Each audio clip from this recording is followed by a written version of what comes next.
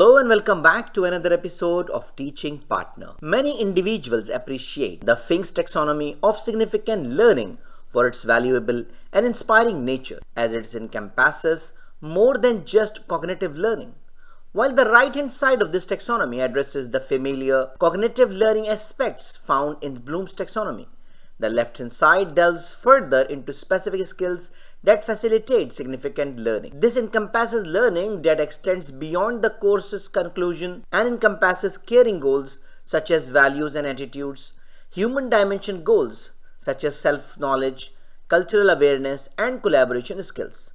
And learning how to learn goals means metacognition and self-regulation. Similar to Bloom's taxonomy, the Fink's taxonomy of significant learning features 6 primary categories of learning. However, unlike Bloom's, these categories are not viewed as distinct domains, but rather as interactive and non-hierarchical. This non-hierarchical nature is especially significant as it signifies when students attain any one type of learning, it also aids them in achieving other types of learning.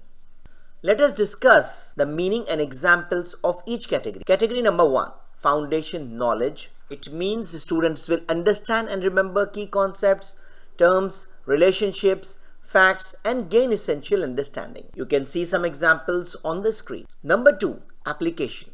In this category, student will know how to do important tasks, apply knowledge, deep thinking abilities, including critical, creative, practical thinking, or perform skills. You can see the examples on the screen.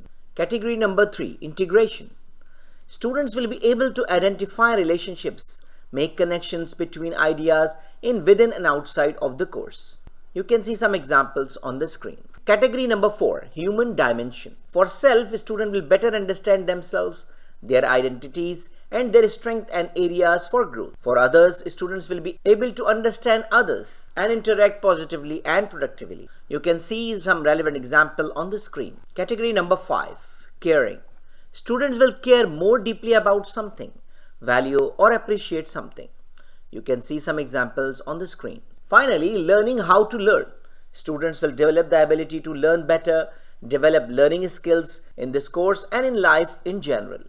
You can see some examples on the screen. Implementing Fink's taxonomy offers several benefits.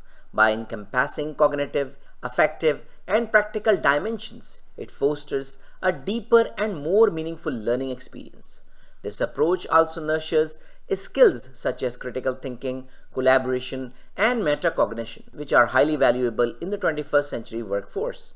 Furthermore, Fink's taxonomy promotes personal growth, empathy, and ethical decision-making skills, preparing learners for active participation in society. So that's all for today. I hope you enjoyed the video. I hope this video is very useful for you. So thank you very much.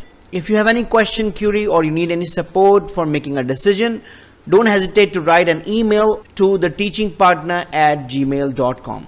Thank you very much and see you in the next video. Goodbye.